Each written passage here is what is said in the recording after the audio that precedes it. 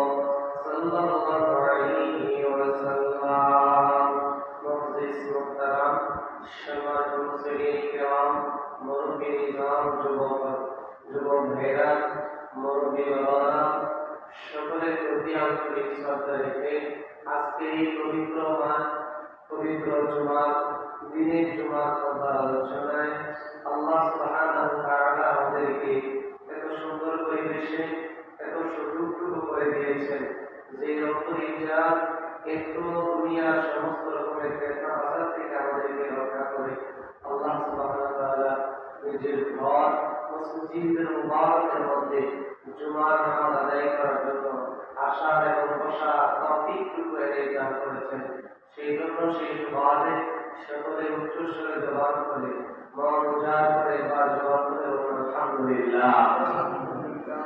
শুকরিয়া আদায় জ্ঞাপন করছি।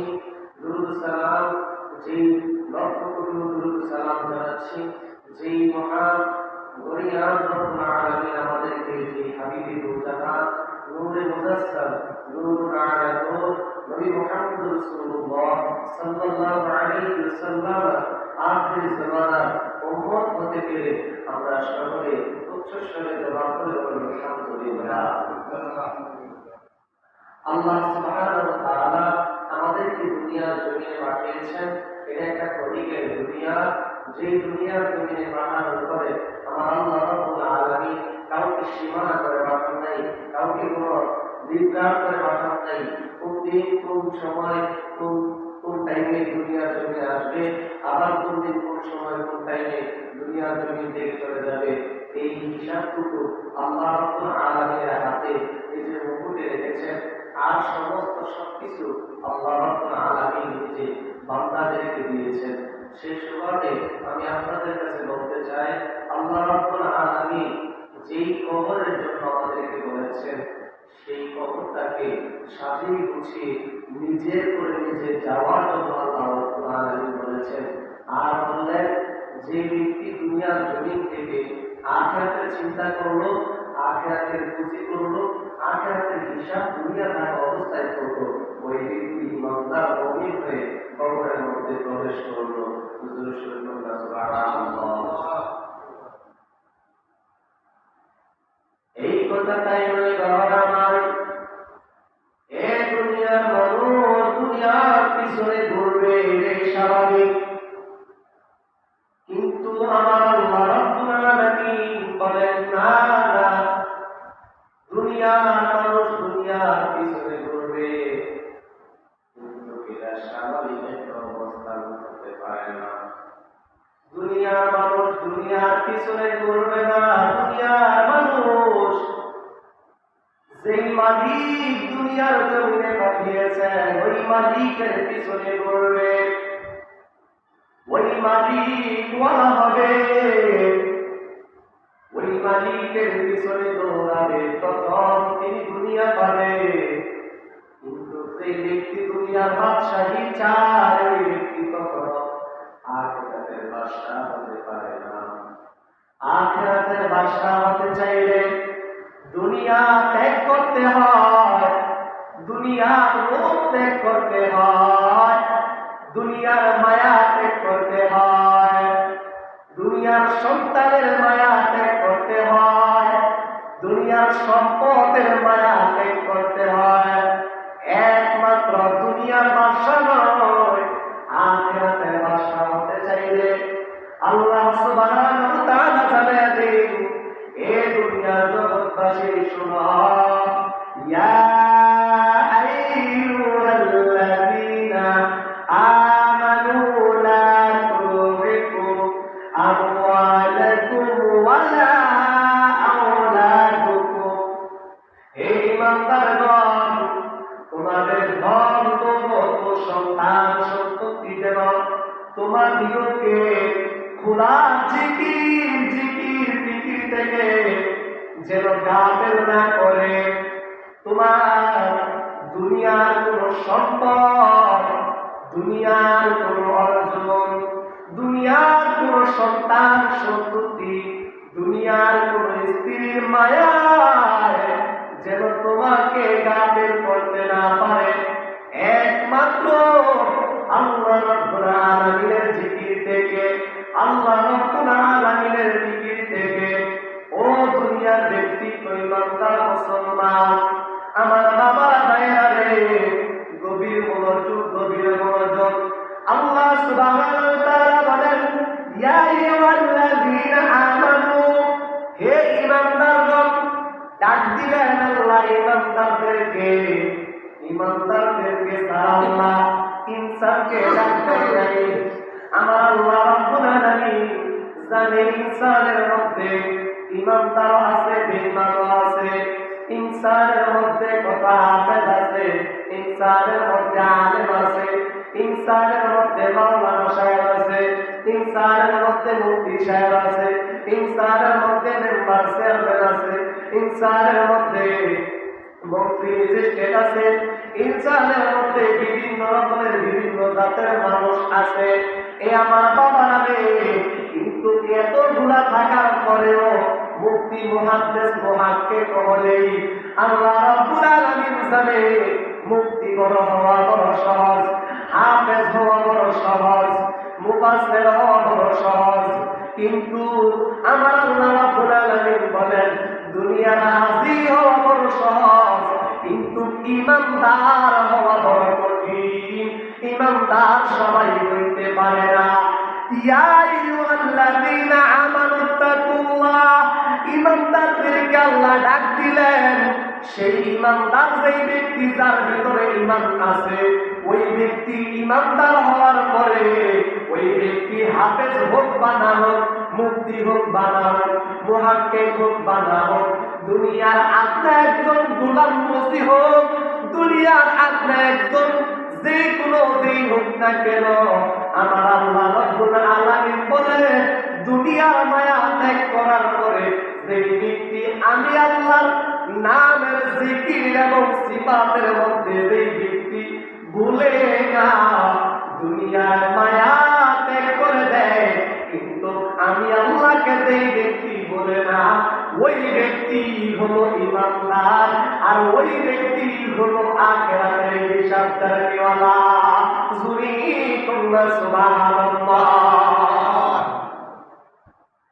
আমার বাবারা, আমার মেয়েরা, এই জন্য আমার আল্লাহ রাব্বুল আলামিন তারপরে আরো জানান ওয়া মান ইয়াফআল যালিকা ফাউলাইকা হুমুল খাসিরুন। যারা ওইরূপ পাগলটি করিবে তারা ক্ষতিগ্রস্ত হয়ে দাঁড়াবে। কোন রূপ?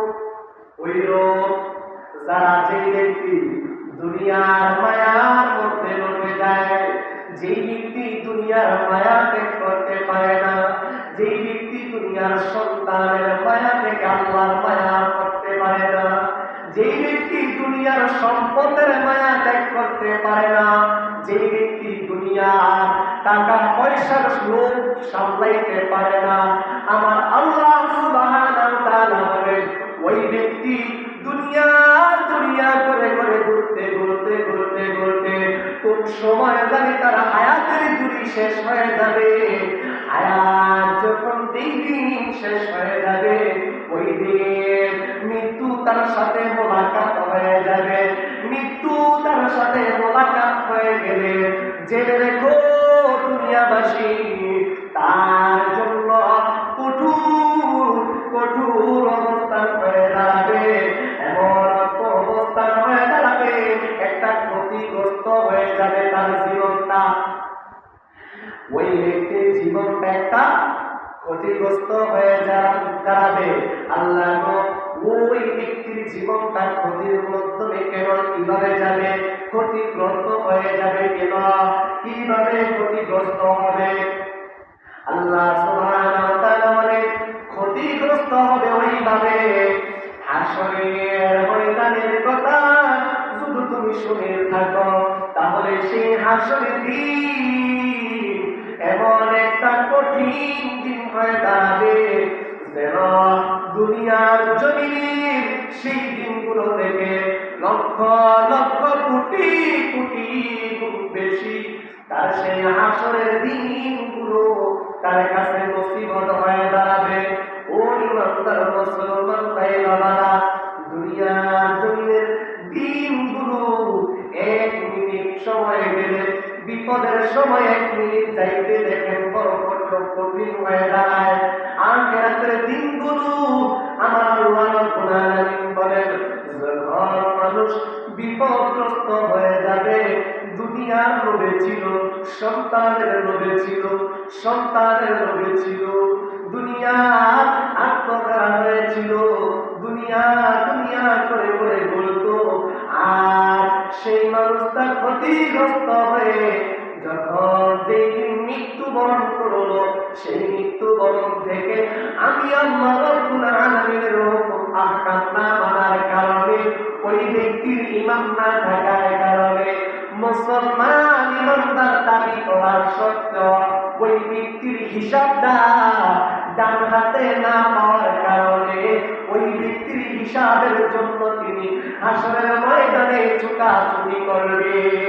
আমার দিন আল্লাহু আকবার। হাসরের ময়দানে কেমন ভাবে ঘোরাঘুরি করবে, কেমন করে ছুটাছুটি করবে। আমার নবী রাহমাতাল লিল আলামিন নবীকে জিজ্ঞাসা করলেন, আম্মা আয়েশা সিদ্দিকা রাদিয়াল্লাহু তাআলা আনহা জিজ্ঞাসা করলেন, ইয়া রাসূলুল্লাহ, ইয়া হাবিবাল্লাহ, নবী গো, ও মায়ার নবীজি, আপনি তো বলেন আখিরি নবী, আপনার পরে আর কোনো নবী আসবে না। ইয়া রাসূলুল্লাহ, ইয়া হাবিবাল্লাহ, নবী গো, আপনি নবী বলে দিন কিয়ামত যখন হয়ে যাবে, যখন মানুষেরা হাসর নাসর হবে, ইয়া রাসূলুল্লাহ, নবীজি, হাসরের ময়দানটা কেমন হবে গো নবী? হাসরের ময়দানের কথাটাই তো আমাকে জানায়া দিন। ইয়া রাসূলুল্লাহ, নবীজি, হাসরের ময়দানটা কেমন অবস্থা হবে গো নবী? ও গো নবী, হাসরের মাঠটা কেমন হবে? হাসরের ময়দানটা কেমন হবে? আমার নবী আয়েশা সিদ্দিকা রাদিয়াল্লাহু তাআলা আনহাকে ডাক দিয়ে বলেন, আয়েশা, ও আয়েশা রে, হাসরের ময়দানের কথা শুনতে চাইছো? আয়েশা, কি যেন তুমি শুনতে চাইছো? হাসরের ময়দানের কথা যদি তুমি শুনবে আয়েশা, তুমি নিজেই তোমার মনটা গাফেল হয়ে যাবে, তোমার মনটা বেকুল ব্যক্ত হয়ে যাবে। আয়েশা রে, তারপর তুমি জেনে রাখো, হাসরের ময়দানের কথা যদি তোমার মনে স্মরণ না হয়, তাহলে তুমি হাসরের দিকে তোমার আকর্ষণ হবে না। হাসরের ময়দানের কথা খেয়াল যদি না হয়, আয়েশা, তুমি নবীর স্ত্রী হইছো, কি হয়েছে? দুনিয়ার কোন মায়ায় যদি তুমি পড়ে যাও, তাহলে মনে রাখো তোমার জন্য হাসরের দিন কঠিন হয়ে দাঁড়াতে পারে। জুরি আল্লাহু আকবার। আমার নবী ডাক দিয়ে বলেন, আয়েশা রে, ও আয়েশা, তুমি ভালো একটা প্রশ্ন করছো। এই আয়েশা, হাসরের ময়দানের কথা জানতে চাইলে, দুনিয়ার ভাই বাবারা রে, এখন মানুষ হাসরের কথা কান্নার কথাগুলো শুনতে চায় না, যত রকমের হাসির কথা আছে শুনতে চায়, দুনিয়ার নাটক দেখতে চায়, সিনেমা দেখতে চায়, দুনিয়ার সৌন্দর্য দেখতে চায়, হাসরের ময়দানের কথা বুঝতে চায় না, বুঝতে চায় না, তার কাছে ভালো লাগে না। ও আমার বাবা রে, আম্মা যারা আয়েশা সিদ্দিকা রাদিয়াল্লাহু তাআলা আনহা ডাকিয়া বলেন, ইয়া রাসূলুল্লাহ, নবীজি, হাসরের ময়দানের কথা আমাকে জানায় দেন গো নবী। আমার নবী ডাক দিয়ে বলেন, আয়েশা, যেই হাসরের ময়দানের কথা জিজ্ঞাসা করছো, ওই হাসরের ময়দানটা এমন একটা কঠিন অবস্থা হয়ে দাঁড়াবে, কোন মানুষগুলো হাসরের ময়দানের বিপদের কথা বুঝতে পারবে না। আর কোন মানুষগুলো হাসরের দিন এমন ভাবে দৌড়ায়া আমার সেই উম্মতেরা শান্তির জন্য, বিশ্রামের জন্য জায়গা বিশ্রামে, আর সেই দিন সেই অবস্থানে সুপারিশের জন্য প্রকাবে। কাকে বিশ্রাইবে? সুপারিশ কি করতে পারবে তাকে বিশ্রাবে। কারে দিয়ে সুপারিশ করা যায়? সেই সুপারিশের জন্য মানুষগুলো হতবাক হয়ে দৌড়ায়া আদম থেকে শুরু করে ইসারুল্লাহ পর্যন্ত দৌড়াবে। ও আয়েশা, সেই দিন এমন একটা অবস্থা হবে, সেই হাসরের ময়দানের অবস্থাটা হয়ে দাঁড়াবে কঠোর লাল লাল অবস্থান। ও দুনিয়ার মানুষ, সেই দিন সেই ময়দানটা হয়ে দাঁড়াবে একটা গরম গরম ভাব। কেমন গরম? দুনিয়ার তাপমাত্রা 40 40 না 60 না, দুনিয়ার তাপমাত্রা সর্বোচ্চ যদি ডাবল করে দেন, সেই হাসরের ময়দানের উত্তপ্ত অবস্থানটা তার চাইতে কঠিন হয়ে দাঁড়াবে। সেই হাসরের ময়দানটা এমন একটা অবস্থায় যখন মানুষ হতাশা হয়ে বিকল হয়ে দৌড়াবে, আমার আম্মা আয়েশা সিদ্দিকা রাদিয়াল্লাহু তাআলা আনহা বলেন, ইয়া রাসূলুল্লাহ, নবীজি, তাহলে সেই দিন সেই মানুষগুলো যে দৌড়াবে, কিভাবে তার পরিস্থিতিগুলো থাকবে? আমার নবী ডাক দিয়ে বলেন, আয়েশা, তার পরিস্থিতিগুলো আমার উম্মতের পরিস্থিতিগুলো হয়ে দাঁড়াবে। সেই মানুষগুলো দৌড়ে যখন যাবে, মানুষের মাথা চোখগুলো উপরের দিকে থাকবে, উপরের দিকে তাকিয়ে থাকবে। ও আয়েশা, সেই দিন গায়ের মধ্যে পোশাকগুলো থাকবে না। আয়েশা রে, গায়ের গাগুলা, সেই শরীরগুলা, দেহগুলো মুক্ত অবস্থায় হাসরের ময়দানে উঠবে। আমার আম্মা জান আয়েশা সিদ্দিকা রাদিয়াল্লাহু তাআলা আনহা কি বলেন, ইয়া রাসূলুল্লাহ, নবীজি, হাসরের ময়দানে যদি উলঙ্গ অবস্থায় উঠবে, তাহলে এই অবস্থানগুলো কি সবার জন্যই হবে? আয়েশা, আমার সবার জন্যই হবে। নবী গো, ও দয়াল নবীজি, সবাই যদি এইভাবে উলঙ্গ অবস্থায় হাসরের ময়দানে ওঠে, লজ্জাস্থান সবাই তো দেখা ফেলবে গো নবী, সেই দিন কিভাবে রক্ষা করো? ইয়া রাসূলুল্লাহ, নবী গো, আমার আল্লাহ তো বলছেন মানুষ যেন লজ্জাস্থানকে হেফাজত করে। সেই দিন যদি আমার আল্লাহ রাব্বুল আলামিন উলঙ্গ অবস্থায় হাসরের ময়দানে উঠায়, তাহলে লজ্জাস্থান ঢাকার মতো কি অবস্থানটা হবে? আমার নবী দিয়ে বলেন, আয়েশা, তুমি কি জানো না রে আয়েশা, হাসরের ময়দানটা এত বড় কঠিন হয়ে দাঁড়াবে, লজ্জাস্থানের হিসাব থাকবে না, সেই দিন কোন সংযত অবস্থার কিছু থাকবে না। এরে আয়েশা, সেই দিন মানুষ একজন অপরজনের দিকে লজ্জাস্থান দেখবে থাক দূরের কথা রে আয়েশা, সেই দিন একজন অপরজনের নিজের দেহটার দিকে নিজে তাকাবে সময় পাবে না। জুরি আল্লাহু আকবার। আমার মেয়েরা বাবারা, এই জন্য আমার এসে সিদ্দিক রাদিয়াল্লাহু তাআলা তাকিয়ে বলেন, ইয়া রাসূলুল্লাহ, ইয়া হাবিবাল্লাহ, নবী গো, ওই সময় যদি চক্ষুগুলো অবস্থায় থাকে আর মানুষগুলো যদি হতাশা হয়ে যদি দৌড়ায় কোন দিকে যাবে? আমার নবী রাদিয়ে বলেন, আয়েশা, ওই দিন মানুষ পিপাসত অবস্থায় গলা শুকিয়ে যাবে, মানুষের গাম বেবে বেবে, মানুষের গামের দরিয়া এমন একটা অবস্থান হবে।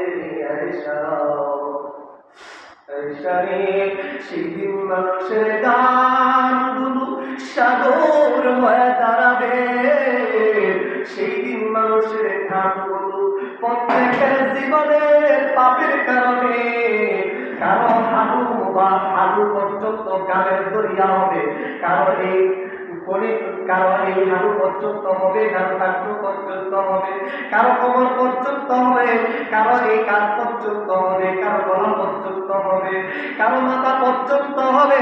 কেউ আর খাই পাবে না রে আয়েশা, কেউ হাইটা হাইটা যাইব, কেউ খাওয়াইয়া যাইব, কেউ দৌড়াইয়া যাইব, আর কেউ সাঁতার কাটতে থাকবে সেই হাসরের ময়দানে গামের দরিয়ার মাঝে হাবুডুবু খাইবে।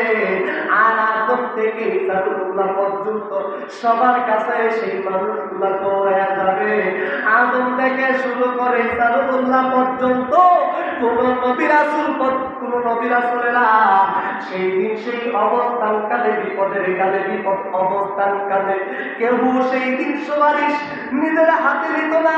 যার যার ইয়ানাফসি দেখতে করবো।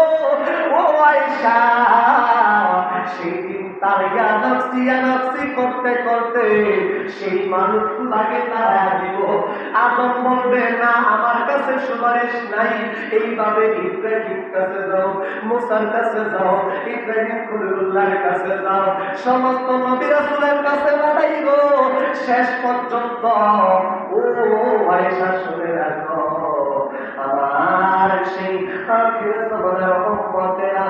পেরেশানি হয়ে এক সময় তৃপ্তি পাবে, এক সময় শান্তি পাবে। ইয়া রাসূলুল্লাহ নবীজি, কোন সময় শান্তি পাবে, কোন অবস্থাটা শান্তি হবে? ও আয়েশা, ওই সময় শান্তি হয়ে দাঁড়াবে যখন শেষ সময়, শেষ অবস্থানকালে একে একে সকল নবী রাসূলরা পর্যন্ত আমি নবী মুহাম্মদুর রাসূলুল্লাহর কাছে পাঠাইব। সেই দিন আমি নবী আমার আল্লাহর কাছে ফরিয়াদ করব, দেখুন আমার উম্মতের জন্য নাজাতের ফয়সালা করে দিন। জোরে কন্যা সুবহানাল্লাহ। সালাতুন ইয়া রাসূলুল্লাহ, সালামুন ইয়া হাবিবাল্লাহ, আলাইকুম সালামুন ইয়া রাসূলুল্লাহ, আলাইকুম সালামুন ইয়া হাবিবাল্লাহ। আমার ভাইরা, সেই দিন হাসরের ময়দানের অবস্থান করা যেমন কঠিন হয়ে দাঁড়াবে, কিন্তু সেই নবীর কাছে যে সুপারিশ পাবে, আপনারা বলেন তো, আমি যদি আপনার শত্রু হই আর আমি যদি এক জায়গায় বিপদে থাকি, ওই বিপদগ্রস্ত অবস্থায় যদি আপনি দেখেন, ওই জায়গায় রেখে আপনি আশ্রয় দিবেন না, আরো ঢিল দিয়ে আসবেন? কি দিবেন? আরো ঢিল দিয়ে আসবে। আরো নিজে চাইলে আমার শত্রুকে, আমি নিজের শত্রুকে পাইলে কিভাবে তার শত্রুর সেই কাজগুলা করা যায়, তার শত্রুর সেই শত্রুতামের জিনিসগুলা কিভাবে উঠান যায়, এই মন মানসিকতা তার থাকবে। ও দুনিয়াবাসী, সেই দিন যে উম্মতি দরদি নবী রাহমাতাল লিল আলামিন নবী সুপারিশকারী হবে, তবে কোন কেমন ভাবে তার জন্য সুপারিশ করবে? যেই ব্যক্তি দুনিয়া থাকা অবস্থা আমার নবী মুহাম্মদুর রাসূলুল্লাহ সাল্লাল্লাহু আলাইহি ওয়াসাল্লামের কথা, আমার নবী রাহমাতাল লিল আলামিন নবী দিনের দাওয়াত অংশগ্রহণ করিয়া ইমানদার মুসলমান মুত্তাকিন বাবারা কোরআন সুন্নাহ এবং কোরআন সুন্নাহ মোতাবেক চলাফেরা করছে, আল্লাহর রাসূলের কথা মানছে, আল্লাহর কথা মানছে, সালাত কোনদিন কায়েম ছাড়ে না, ওই ব্যক্তিগুলো আল্লাহর হাবিবের কাছে সুপারিশ পাবে। যেই ব্যক্তি নিজের জানের চাইতে বেশি আমার নবীকে মহব্বত করছে, ওই ব্যক্তি সেই দিন সুপারিশ পাবে। তাহলে আপনারা বলেন, যেই ব্যক্তি নবীর সাথে দুশমনী, যেই ব্যক্তি নবীর শানের তাআলার সাথে দুশমনী, যেই ব্যক্তি নবীর সুন্নতের সাথে দুশমনী, যেই ব্যক্তি নামাজ পড়তে চায় না, যেই ব্যক্তি আল্লাহর জিকির পায় না, ওই ব্যক্তি কি সেই দিন আমার হাবিবুল্লাহর কোনদিন সুপারিশ চাইতে পারে কি পারে না? কোনদিন পারে না। শুধু চাই সুপারিশ, যদি আমার নবীর সুপারিশ লাগে, তাহলে দুনিয়া থাকা অবস্থায় আমার একটা কথাই আমার জানতে হবে, একটা কথাই আমার মানতে হবে। ও দুনিয়ার ভাই বাবারা, জানের চাইতে বেশি, প্রাণের চাইতে বেশি নবীকে মুহাব্বত করো। কিভাবে করবা? বন্দানি কইরা না। কিভাবে করবা? ফাজলামি কইরা না। কিভাবে করবা? হুজুর নবীর জন্য কিভাবে জানের চাইতে বেশি মুহাব্বত করা যায়? আমার নবী দুনিয়ার উম্মতদেরকে জানায়া দেয়, ও দুনিয়ার উম্মতেরা শোনো, এক সময় আমি নবী থাকবো না, কিন্তু আমি নবী যখন দুনিয়ার জমিন থেকে তোমাদের চোখে আড়াল হয়ে যাব, সেই দিন তোমরা প্রত্যক্ষ হইতে থাকবা, তোমরা শয়তানের ওয়াসওয়াসা পাইবা, দাজ্জালের মুলাকাত পাইবা। ও দুনিয়ার ব্যক্তিত্ব ইমানদার মুসলমান বাবারা শুনে রাখো, এই জন্য আমার নবী সেই দিন বলে গেছে, আমি যখন নবী থাকবো না রে, আমি নবী তোমাদের কাছে দুইটা জিনিস তোমার কাছে দিয়া যাই, এই দুইটা জিনিস যদি তুমি মন থেকে যদি তুমি আজ্ঞা করতে পারো, তাহলেই তুমি হবে ইমানদার মুসলমান। জোরে কন্যা সুবহানাল্লাহ। তাহলে আমরা জানার দরকার আছে না নাই? কোন দুই প্রকার? এই দুই প্রকারের মধ্যে এক প্রকার হচ্ছে কোরআন, আর এক প্রকার হচ্ছে সুন্নাহ। এই কোরআন এবং সুন্নাহর উপরে যে ব্যক্তি মান্য করতে পারলো, কোরআন সুন্নাহকে যেই ব্যক্তি ধরলো, কোরআন সুন্নাহ ইজমা কিয়াস অনুযায়ী যে ব্যক্তি চললো, ওই ব্যক্তির আর কখনো মৃত্যুর ভয় থাকে না, ওই ব্যক্তির আর কখনো মৃত্যুর ভয় থাকে না, ওই ব্যক্তির আর কখনো মৃত্যুর ভয় হবে না। মৃত্যুর যদি ভয় পাও, কখনো মৃত্যু থেকে পালায়ন করা যাবে না। কখনো কি মৃত্যু থেকে পালায়ন করা যায়? কখনো মৃত্যু থেকে পালায়ন করা যায় না। আল্লাহ রাব্বুল আলামিন বলছেন, যদি তোমরা মৃত্যু থেকে পালায়ন করতে চাও, যেন তোমরা আমার দুনিয়া, আমার চোখের ইশারা থেকে, আমার মুলাকাত থেকে, আমার আকৃতি থেকে যেন তোমরা দূরে চলে যাও। আমার রহমতের যেই দুনিয়াগুলো রয়েছে তার বেলকনের বাহিরে যেন তোমরা চলে যাও। তো আল্লাহ সেই মুলাকাতের জায়গা কোন জায়গা আছে যে আল্লাহ দেখে না? এমন জায়গা আছে যে আল্লাহ দেখে না? রমজান মাসে শুধু রোজা রাইখা ওই পানির তলে যায় শুধু খাইয়াই আল্লাহ, দুনিয়ার মানুষ দেখতো না? আল্লাহ দেখতো না? দুনিয়ার মানুষ দেখতো না বিদায়কে আল্লাহ দেখবে না? আল্লাহ দেখবে। সাইড দেওয়াল দিয়া, দরজা জানালা সবকিছু দিয়া কেউ দেখলো না, এমন ভাবে খাইলেন নিজের আপন জনকে কেউ বুঝলো না, কিন্তু সেই একজন দেখছেন, তিনি কে? আল্লাহ। আল্লাহ রাব্বুল আলামিন বলেন, দুনিয়ার অবস্থান পেয়ে, দুনিয়ার মুলাকাত পেয়ে, দুনিয়ার রং তামাশা পেয়ে আল্লাহ রাব্বুল আলামিনের জিকিরকে, ফিকিরকে, সালাতকে, কায়েমকে ভুলে যেতে হবে না। যদি তোমরা কোরআন সুন্নাহ ইজমা কিয়াস অনুযায়ী তোমরা চলতে চাও, তাহলে যেন আমার নবী মুহাম্মদ রাসূলুল্লাহ সাল্লাল্লাহু আলাইহি ওয়াসাল্লামকে অনুসরণ করো। যদি তোমরা অনুসরণ করতে পারো, তাহলে তোমরা বুঝতে পারবে কি আমি আল্লাহর নৈকট্য লাভ করতে পারবে, আমি আল্লাহর কাছে তোমরা আসতে পারবে। আর যদি আমার হাবিবের সাথে দুশমনি করো, ওলিদের সাথে দুশমনি করো, তাহলে বুঝে রেখো সেই দিন আমি তোমাদের জন্য, আমি আল্লাহ নিজে তোমার সাথে যুদ্ধ ঘোষণা করলাম।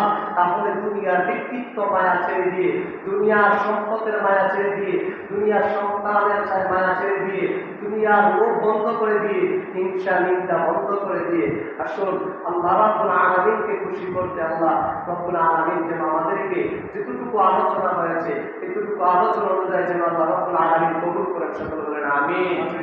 ওয়া আখিরু দাওয়ানা আলহামদুলিল্লাহি রাব্বিল আলামিন। যারা পড়ে আছেন